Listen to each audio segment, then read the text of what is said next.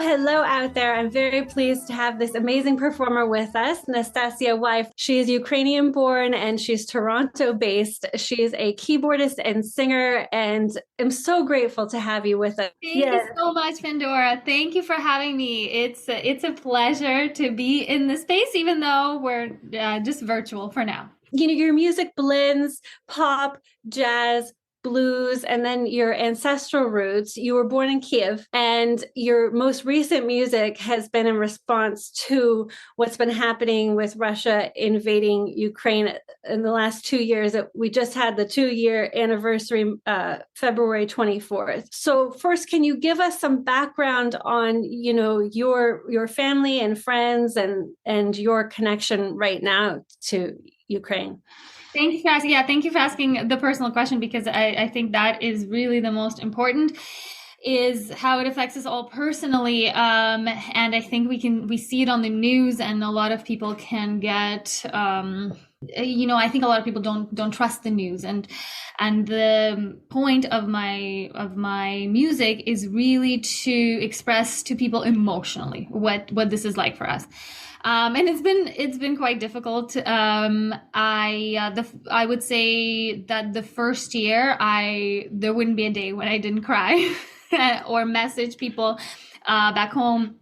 You're always messaging, you're always on your phone, you're always on the news. You see a building get blown up, then you're trying to figure out what area it's in. And it's been very difficult, and it's been very difficult for me to actually make music, which is the thing that usually would bring me joy. And I did take a pause for a while, and I feel like finally I'm back at it. I'm back at it fully. I realized, it took me a while to realize that maybe this is how I can make a difference, and this is kind of where I belong.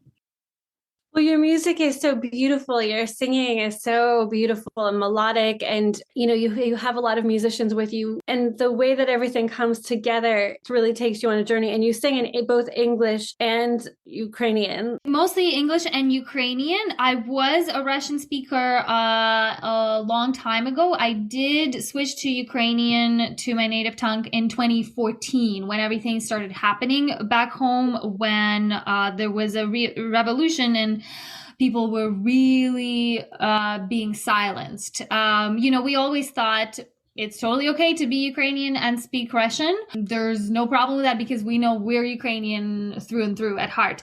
But eventually, I think some people, especially after this invasion, they're reclaiming their Ukrainian language. So my whole family did. Yeah. So wow.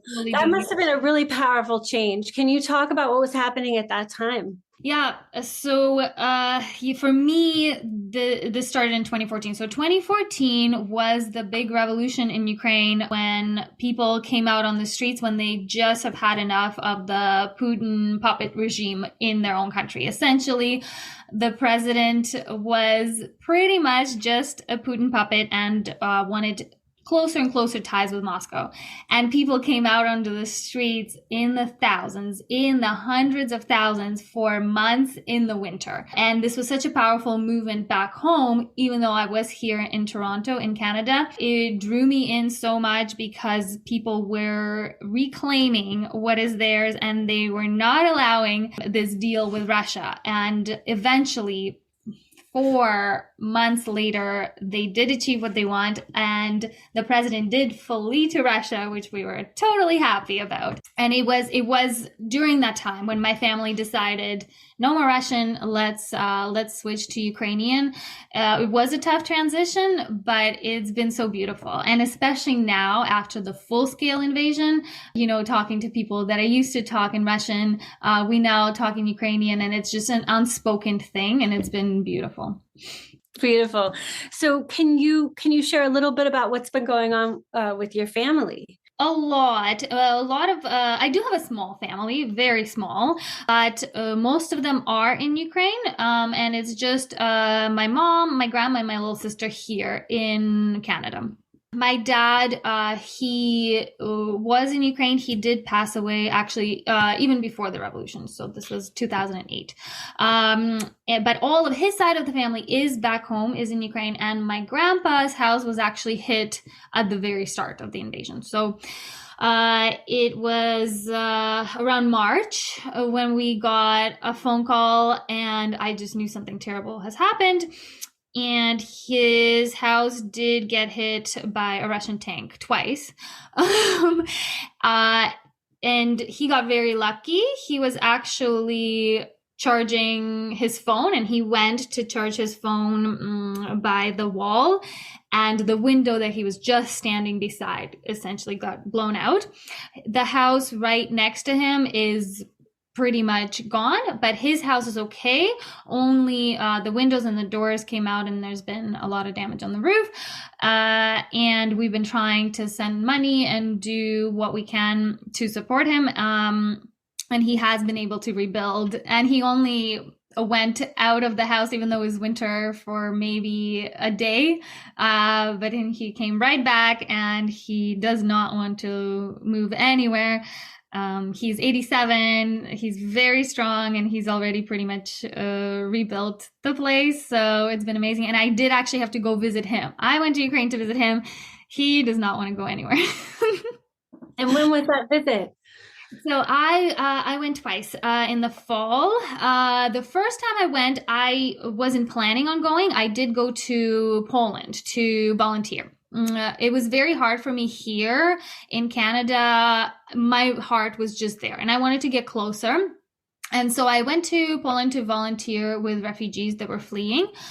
And when I was already close to Ukraine, I called my grandpa, and I just thought there's a chance I might not see him.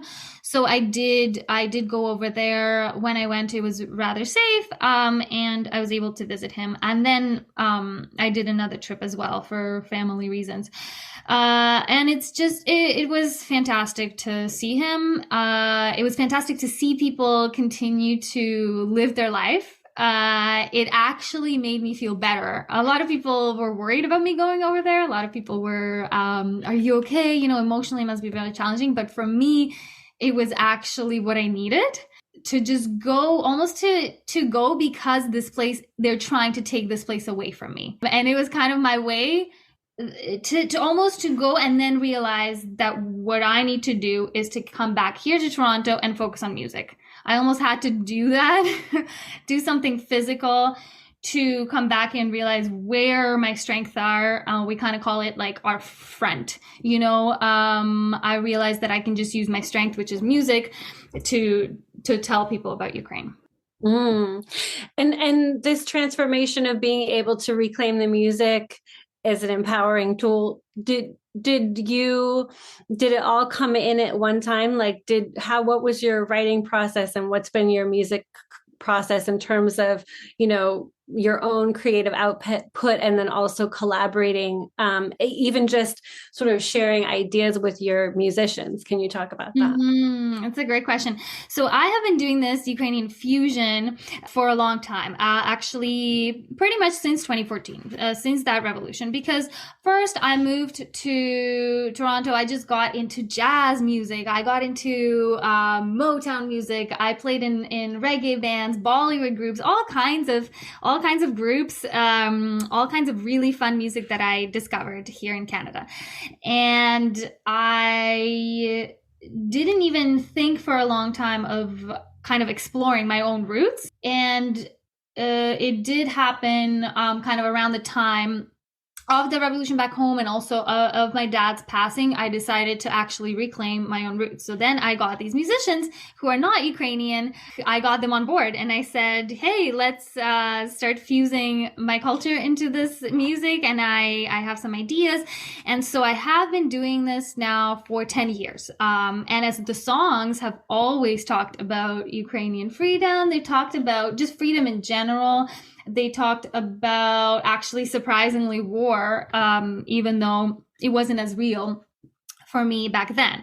So funny enough, I have been doing this for a long time. And weirdly enough, when the full-scale invasion happened 2 years ago, I did just stop for a while, just because it was a little bit difficult for me.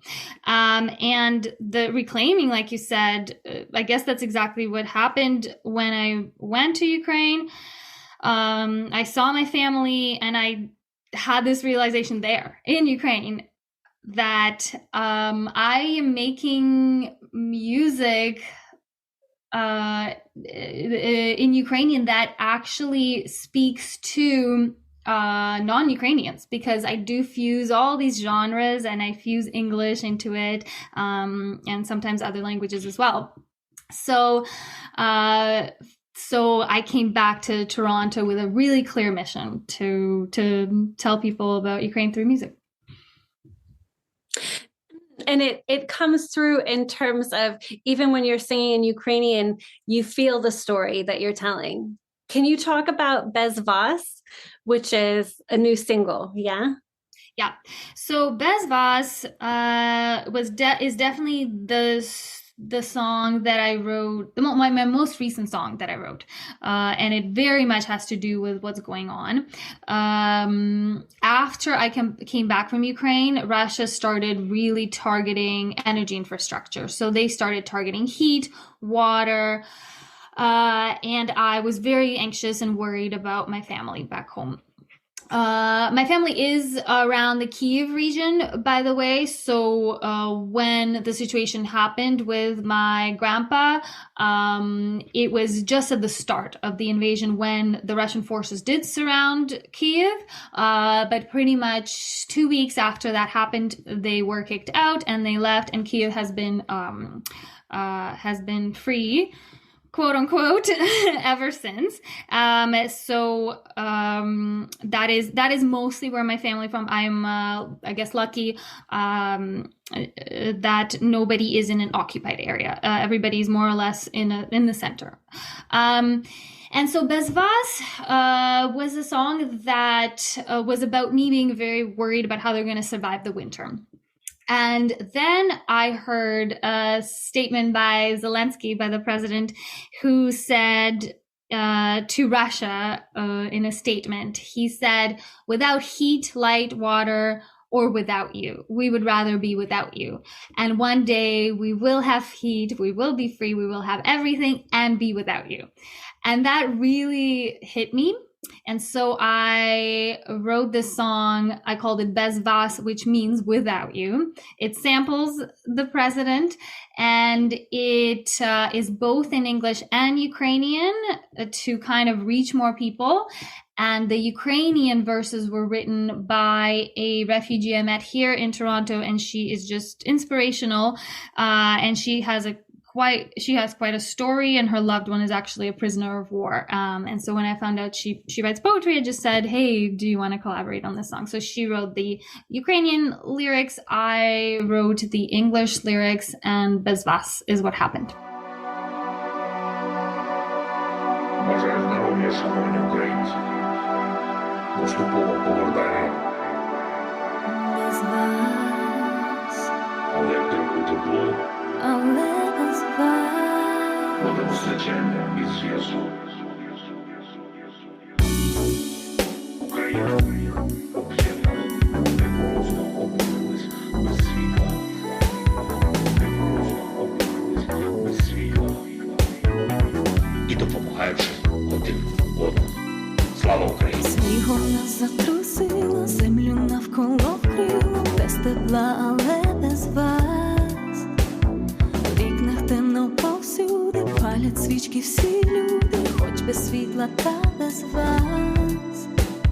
Знищені всі мережі, терпіння вже на межі, без зв'язку, але без вас. Життя кипить у місті, ми співаємо пісні голосно, аби без вас. Without light or without you, without you. Without heat or without you, without you. Краще ніколи знов не бути around you. Rather be without heat but be free without you. Without you.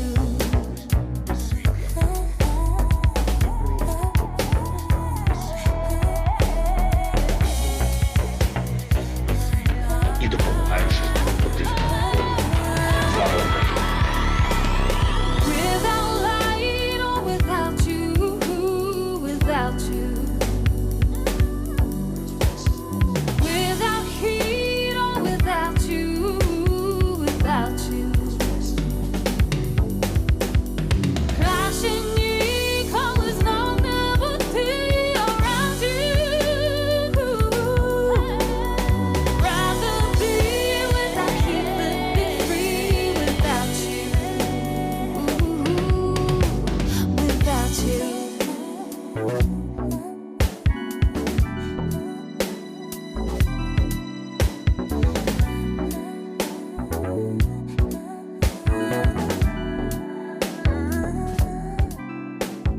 Снігом нас затрусило, землю навколо вкрило, без тепла, але без вас.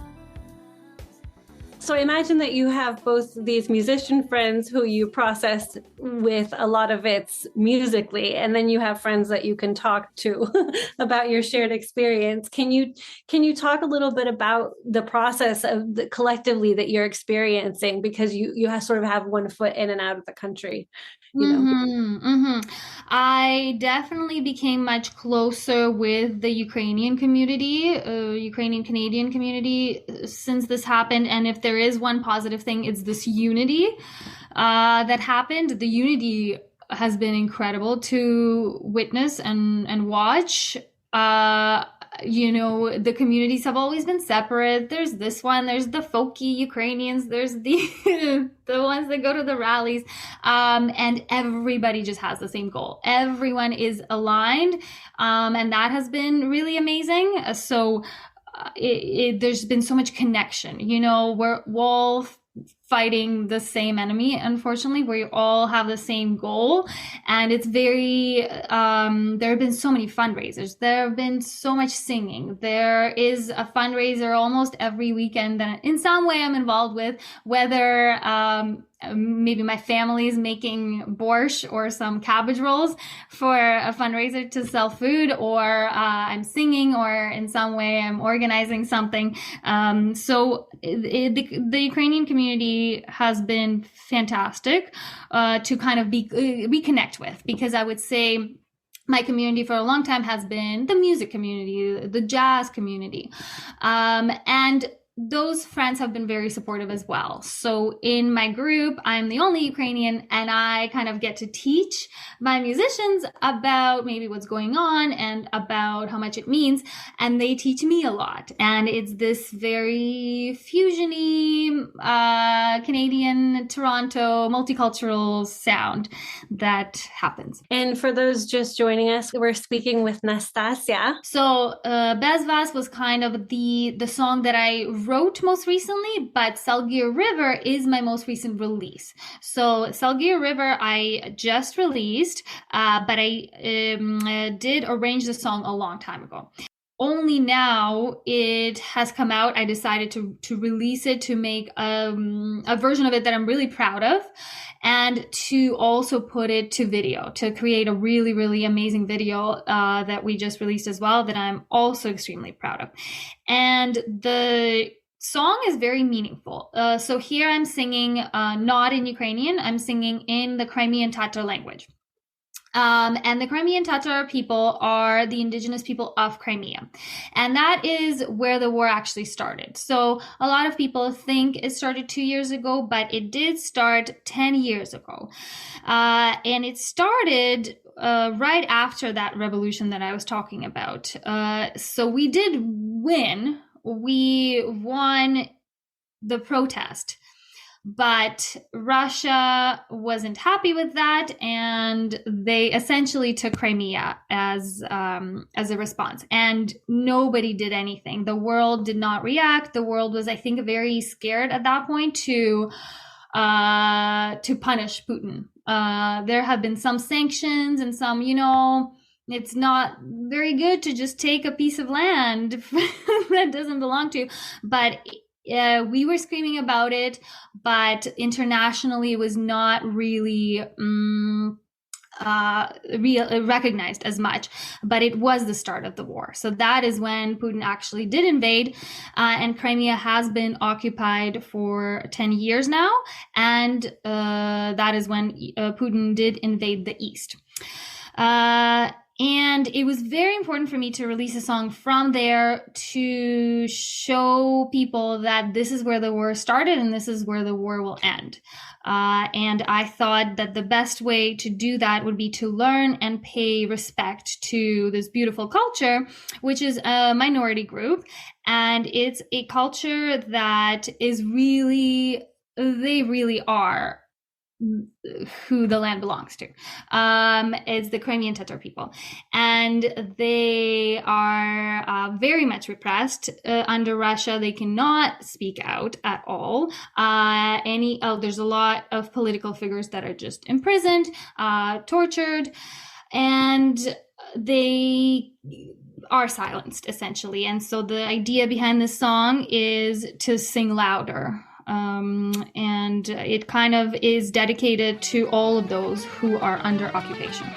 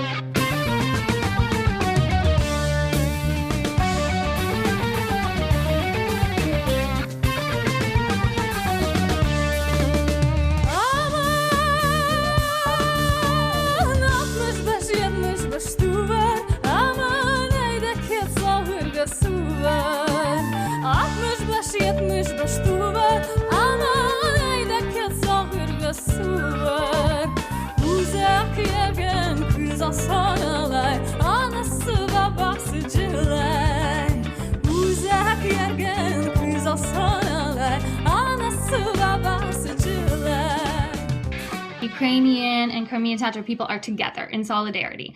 Because in 1944, Stalin, so the Russian regime, completely wiped away most Crimean Tatars from their land. So Stalin actually deported all Crimean Tatar people to Central Asia, and something like 50% of them died just in the trip alone. They were herded onto cattle cars. Eventually some were able to come back and reclaim their homeland, only to once again now be occupied by Russia in 2014. And Ukrainian people have had centuries of oppression by Russia as well. We had the Holodomor, which is the hunger starvation that killed off something like a large portion of population. Some estimates range up to 10 million people, including most of my family. And it's the reason for why I have such a small family. My great-grandma was one of the only survivors. She had to watch her sisters and brothers die of hunger. And it's the same on my mom's side and on my dad's side, in terms of my great-grandparents. So there's a lot of kind of solidarity with the Crimean Tatar people not wanting to be with Russia. Wow, what a history. Mm-hmm. So Evening Star is a song that I released first after the full-scale invasion. Again, I wrote it way before, but interestingly enough, it talks about loss, and it talks about, it's based on a folk song about a soldier saying goodbye to his lover, and he says, I have to go on the road now.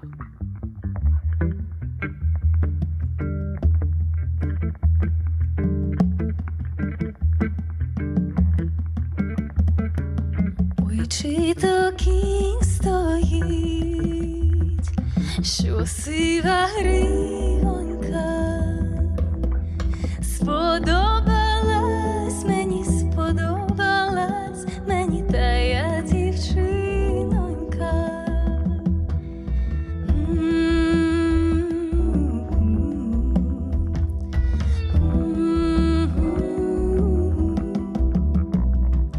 Не так та дівчина, як біле лишенько.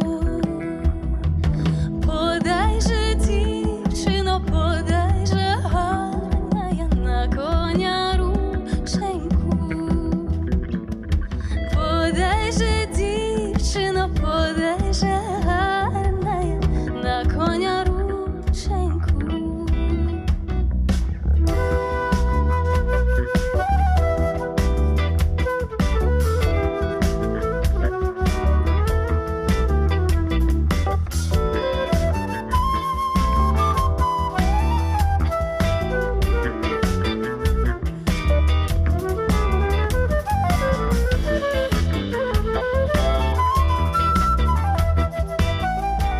Thank you so much, Nastasia Y, for being with us and telling us about your story and your journey. And your music is beautiful and such a rich infusion of all these different influences. Thank you so much, Pandora. It's been a pleasure. Yes, I hope people enjoy it. It's a little bit of everything for everyone. So.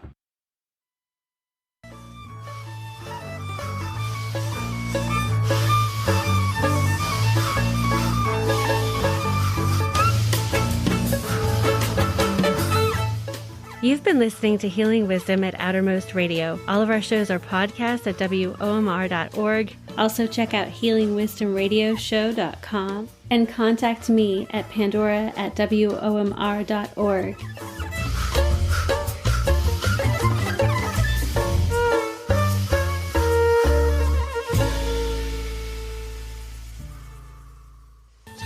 Our theme music is provided by Mason. You can find her website at masonmusic.com.